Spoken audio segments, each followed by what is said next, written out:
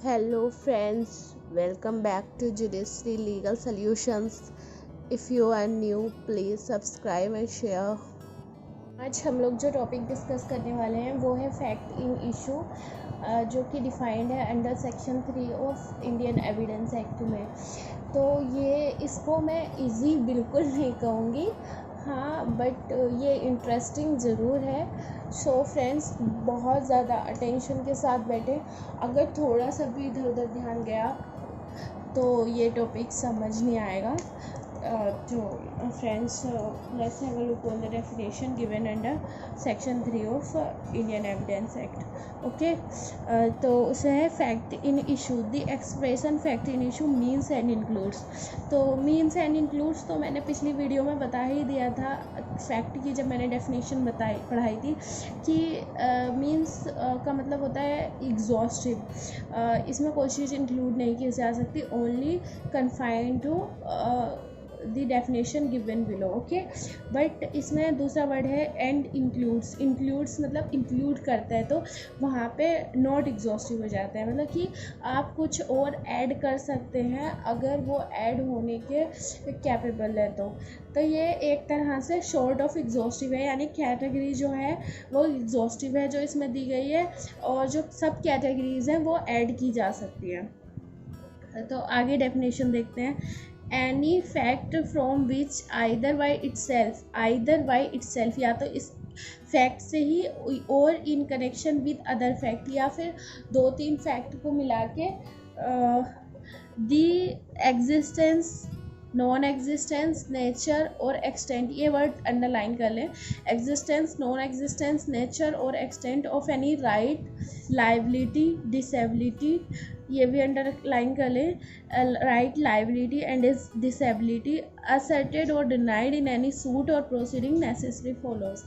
तो जब हम बात करते हैं फैक्ट इन इशू की, तो फैक्ट इन इशू वो फैक्ट है जो कि या तो खुद इटसेल्फ या फिर किसी और फैक्ट से मिलके किसी भी राइट, लाइबिलिटी या डिसेबिलिटी की एग्जिस्टेंस को बताता है, या फिर नॉन एग्जिस्टेंस को बताता है, या फिर नेचर को या एक्सटेंट को बताता है। ओके, तो जो वो फैक्ट है, वो फैक्ट जो कि राइट्स या लाइबिलिटी या डिसेबिलिटी की एग्जिस्टेंस, नॉन एग्जिस्टेंस या नेचर या एक्सटेंट को बता रहा है, वो या तो असर्टेड है या डिनाइड है।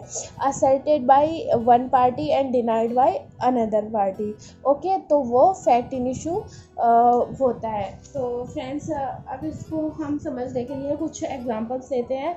तो बेस्ट एग्जांपल इलस्ट्रेशंस होता है जो कि बेयर एक्ट में दिया हुआ है, तो हम उसी को समझते हैं। A is accused of murder of B, यानी कि ए ने बी को किल किया है। तो यहाँ पर जो है फैक्ट इन इशू क्या क्या हो सकता है। दैट ए कॉज्ड बीज डेथ, ए कॉज्ड बीज डेथ, कॉज्ड बीज डेथ। तो एक तरह से अगर हम इसको देखेंगे तो ये कॉज्ड बीज डेथ से हमें क्या पता चल रहा है। कॉज्ड बीज डेथ से हमें पता चल रहा है लाइबिलिटी, किसकी लाइबिलिटी, ए की लाइबिलिटी। और जो कॉज्ड बीज डेथ है ये एक फैक्ट है, और ये फैक्ट एक लाइबिलिटी बता रहा है, लाइबिलिटी की एग्जिस्टेंस बता रहा है, ए की लाइबिलिटी की एग्जिस्टेंस बता रहा है। और यहाँ पर ए जो है इस फैक्ट को या तो डिनाई करेगा कि मैंने बी को मारा, या फिर असर्ट करेगा, और जो अपोजिट पार्टी है वो असर्ट करेगी। ओके, और दूसरा फैक्ट इन इशू क्या हो सकता है इसमें। दूसरा फैक्ट इन इशू हो सकता है इंटेंडेड टू कॉज बीज डेथ। तो दूसरा फैक्ट इन इशू जो है वो है इंटेंडेड टू कॉज बीज डेथ। तो ये भी एक तरह से लाइबिलिटी बता रहा है, यानी ए की इंटेंशन बी की डेथ कॉज करने की थी। तो किसी की डेथ कॉज करने की अगर तुम्हारी इंटेंशन है और तुमने वो डेथ कॉज कर दी है, तो वो एक तरह से आपकी लाइबिलिटी बनती है। तो ये एक तरह से एग्जिस्टेंस बता रहा है आपकी लाइबिलिटी की। और ये जो है या तो ए असर्ट करेगा या डिनाई करेगा। ओके, और एक तरह से देखिए ना, तो जो फैक्ट इन इशू है वो फैक्ट इन इशू एक तरह से इंडियन पेनल कोड में जब हम फैक्ट इन इशू को फाइंड करने का जो इजी वे है वो ये है कि हम सेक्शन के इंग्रेडिएंट्स जो देखते हैं या फिर जनरल एक्सेप्शंस के इंग्रेडिएंट्स या फिर प्रोवाइजो, तो ये 3 चीज़ों में जो भी इंग्रेडिएंट्स दिए होते हैं वो ingredients actually fact in issue ही होते हैं। तो एक तरह से जब हम 302 का जो इंग्रेडिएंट देखते हैं तो वो एक लाइबिलिटी बताता है कि डेथ कॉज होनी चाहिए, तो ये भी एक तरह से फैक्ट इन इशू है। और दूसरी लाइबिलिटी बताता है पर्सन की, कि पर्सन की इंटेंशन होनी चाहिए टू किल। तो यहाँ पर जो इंटेंशन टू किल है वो भी फैक्ट इन इशू है, वो भी एक तरह से लाइबिलिटी बताता है, एग्जिस्टेंस, लाइबिलिटी का एग्जिस्टेंस बताता है। ओके और तीसरा जो फैक्ट इन इशू होगा इसमें होगा that A had received grave and sudden provocation. A received grave and sudden provocation। Okay तो ये जो है ये एक्सटेंट ऑफ लाइबिलिटी बता रहा है, लाइबिलिटी का एक्सटेंट बता रहा है। ये वाला जो पॉइंट है, एक जो है रिसीव किया है grave and sudden propagation from the side of B, जिससे कि ए की जो लाइबिलिटी है वो कम हो जाएगी। क्योंकि जब ग्रेव एंड सडन प्रोवोकेशन में हमने इंडियन एविडेंस एक्ट में आप लोगों ने पढ़ा होगा, अगर नहीं पढ़ा होगा तो मैं इंडियन एविडेंस एक्ट जब डिस्कस करूँगी तो मैं आप लोगों को बता दूंगी कि ग्रेव एंड सडन प्रोवोकेशन के केस में जो लाइबिलिटी होती है उसका एक्सटेंट कम हो जाता है, यहाँ पर जो एक ही पनिशमेंट है वो कम हो जाएगी। और जो नेक्स्ट फैक्ट इन इशू जो दिया गया है बेयर एक्ट में वो है that A at the time of doing the act which causes death was by reason of unsoundness of mind incapable of knowing the nature. तो यहाँ पर जो है वो ये कह रहा है कि ए ने जब बी की डेथ कॉज की थी उस टाइम पे ए जो था अनसाउंडनेस ऑफ माइंड की वजह से ये नहीं समझ पाया कि एक्चुअली मैं कर क्या रहा हूँ, मैं बी की डेथ कॉज कर रहा हूँ या क्या कर रहा हूँ। इसमें जो है अनसाउंडनेस ऑफ माइंड और incapable of knowing the nature जो है वो एक ही लाइबिलिटी का एक्सटेंड बताता है, यानी कि यहाँ पर जो है लाइबिलिटी जो है टोटली एक्सटिंग्विश हो गई है, एक ही लाइबिलिटी टोटली एक्सटिंग्विश हो गई है। तो ये भी एक फैक्ट इन इशू है और ये देखा जाए तो जनरल एक्सेप्शन भी है। ओके और ये A received grave and sudden provocation ये प्रोवाइजो है, और ये जो है इंटेंशन टू कॉज बीज 300 का जो इंग्रेडिएंट है वो इंग्रेडिएंट है। तो इससे हमें क्लियरली ये आइडिया मिल गया कि जो एक्चुअली फैक्ट इन इशू होता है वो ये सब कुछ बताता है, और ये सब कुछ ही इंडियन पैनल कोड के जो सेक्शंस होते हैं उसमें बताया जाता है, उसके इंग्रेडिएंट्स में बताया जाता है, और जनरल एक्सेप्शंस में बताया जाता है, और प्रोवाइजोस में बताया जाता है। अभी हम लोग ने क्रिमिनल में तो समझ लिया कि एक्चुअली फैक्ट इन इशू क्या होता है। अब हम सिविल के पॉइंट ऑफ व्यू से देखते हैं कि फैक्ट इन इशू क्या होता है। तो उसके लिए हम लोग को एक्सप्लेनेशन देख लेते हैं। एक्सप्लेनेशन में क्या लिखा हुआ है, whenever under the provisions of the law for the time being in force relating to civil procedure any court records an issue of fact, the fact to be asserted or denied in answer to such issue is a fact in issue. तो friends इसमें बताया गया है कि जब भी हम civil cases में फैक्ट इन इशू को देखते हैं तो फैक्ट इन इशू एक्चुअली जो इशू ऑफ फैक्ट होता है सिविल प्रोसीजर कोड में उसका आंसर जो होता है उसके आंसर को ही हम फैक्ट इन इशू कहते हैं। तो अब इसको हम एक तरह से समझ लेते हैं। जब भी कोई सूट होगा तो उसमें एक मैटर इन इशू होगा। तो मैटर इन इशू में भी दो टाइप के होंगे, एक directly and substantially in issue होगा और एक कोलेटरली एंड इंसिडेंटली इन इशू होगा। तो कोलेटरली एंड इंसिडेंटली को छोड़ देते हैं, उस पर एस जुडिकेटा भी नहीं लगता है। जब CPC पढ़ेंगे तो उसको अच्छे से हम समझ लेंगे। जो directly and substantially in issue होता है तो उसमें कुछ मैटर जो है वो रेस कर लेती है पार्टी, कुछ रेज नहीं करती है। तो जो रेज करती है उस पे कुछ तो ऑपोजिट पार्टी एक्सेप्ट कर लेती है और कुछ ऑपोजिट पार्टी डिनाई कर देती है। तो जिसको एक्सेप्ट कर देती है उसको तो छोड़ देते हैं, जिसको डिनाई करती है उस पे कोर्ट जो है जब डिनाई हो गया किसी मैटर इन इशू पे तो उस पे क्वेश्चन फॉर्म में एक इशू ऑफ फैक्ट फ्रेम करता है कोर्ट।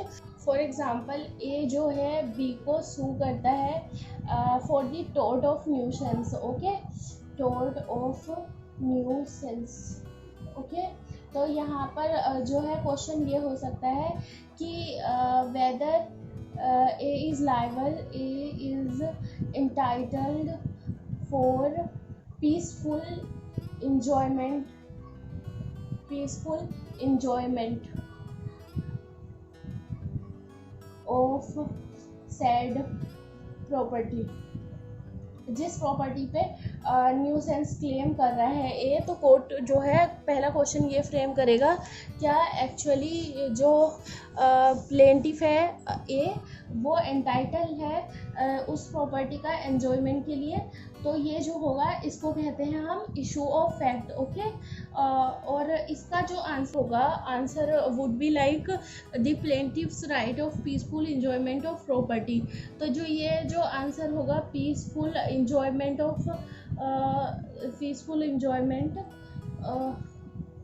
ऑफ प्रॉपर्टी वाला प्लेंटिफ का ये राइट है कि प्लेंटिफ जो है पीसफुल इंजॉयमेंट कर सकता है प्रॉपर्टी को, तो वो आंसर ही फैक्ट ही नहीं इशू होगा। इजी वर्ड में समझने के लिए, जैसे अभी हमने आईपीसी में देखा था, तो आईपीसी में हम लोग को पता चल गया था कि जो सेक्शन के इंग्रेडिएंट्स होते हैं और जो प्रोवाइजो के इंग्रेडिएंट्स होते हैं और जो जनरल एक्सेप्शंस होते हैं वो ये सब चीज़ें बताते हैं, ये सब चीज़ों के साथ डील करते हैं। उसी तरह से अगर हम सिविल केसेस में देखें, तो सिविल केसेस में जब हम सब्सटेंटिव लॉ को देखेंगे, तो सब्सटेंटिव लॉ में जो element of cause of action होगा और जो matter in issue raised by the party होगा, वो ही दो चीज़ें फैक्ट इन इशू होंगी। क्या क्या? एक तो element of cause of action. Element of cause of action में कॉज ऑफ एक्शन एक्चुअली क्या होता है कि existence of any particular right के मेरा इस प्रॉपर्टी पे राइट है, तो ये जो मेरा इस प्रॉपर्टी पे राइट है ये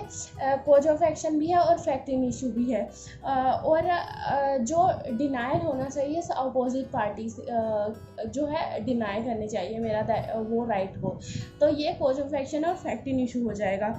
और दूसरा जो है matter in issue raised by the party. जैसे मैंने अभी आप लोगों को समझा दिया है कि मैटर इन इशू दो तरह के होते हैं और उसमें कौन सा रेज्ड नॉट रेज्ड वाला, अगर नहीं समझ आया था वीडियो को बैक करके आप लोग दोबारा उसको रिपीट करके देख सकते हैं। कुछ और एग्जांपल्स को हम देख लेते हैं, जैसे कि कोई भी जनरल एक्सेप्शन होएगा इंडियन एविडेंस एक्ट में, तो जो जनरल एक्सेप्शन होएगा उसको प्रूव करने से जो है पनिशमेंट जो है ख़त्म हो जाती है। अगर वो प्रूव हो जाता है तो वो एक तरह से extent of liability of accused बताता है, तो वो भी फैक्ट इन इशू होगा। और प्रोसिक्यूशन अगर ये किसी भी पर्सन की जो है सेंटेंस को डेथ सेंटेंस में कन्वर्ट करना चाहती है, प्रोसिक्यूशन, तो उसको प्रूफ क्या करना पड़ेगा? Rarest to rare case. तो यहाँ पर रेयरेस्ट टू रेयर केस क्या हो जाएगा? ये भी एक फैक्ट इन इशू हो जाएगा, बिकॉज ये एक्सटेंट ऑफ लाइबिलिटी बता रहा है कि एक्सटेंट कितना होगा कि पर्सन को लाइफ इम्प्रिजनमेंट मिलेगी या डेथ सेंटेंस, तो ये भी तो एक तरह से एक्सटेंट ऑफ लाइबिलिटी हो गई। और अगर हम थेफ्ट का एग्जांपल लेते हैं कि ए किसी हाउस में थेफ्ट कमिट करता है, फिर लेटर ऑन फिर से वो थेफ्ट कमिट करता है, तो वो सेक्शन 75 में जो है इंडियन एविडेंस एक्ट के उसको इन्हांसमेंट ऑफ पनिशमेंट मिलेगी, क्योंकि अर्लियर भी वो 3 ईयर वाला ऑफेंस कर चुका है और अगेन वो 3 ईयर वाला ऑफेंस कमिट करता है। ये सेक्शन 75 में आपको डीपली आईपीसी में समझा दूँगी, बिकॉज ये उसी का टॉपिक है। तो यहाँ पर अगर थेफ्ट कमिट करता है तो यहाँ पर क्या क्या प्रूफ करना पड़ेगा? यहाँ पर प्रूफ करना पड़ेगा कि जो प्रॉपर्टी थी तो वो मूवेबल प्रॉपर्टी थी और प्लस जो ए की इंटेंशन थी वो डिसऑनेस्ट इंटेंशन थी। तो ये जो मूवेबल प्रॉपर्टी प्रूव करना है ये भी फैक्ट इन इशू है, और ये जो डिसऑनेस्ट इंटेंशन है ए की ये भी फैक्ट इन इशू है, क्योंकि डिसऑनेस्ट इंटेंशन से पर्सन की लायबिलिटी का पता चलेगा कि एक्चुअली वो लायबल होगा भी कि नहीं लायबल होगा। मूवेबल प्रॉपर्टी से भी ये पता चलेगा कि वो थेफ्ट में लायबल होगा। Okay, it's enough for today. Please subscribe my channel so that आप लोगों को सबसे पहले मेरी वीडियो मिलती रहे। तो आप लोग सब्सक्राइब कर रहे हो और सब्सक्राइब करने के बाद जो बेल आइकन दिखाई देगा आप उसको प्रेस करें। Please share and comment and like.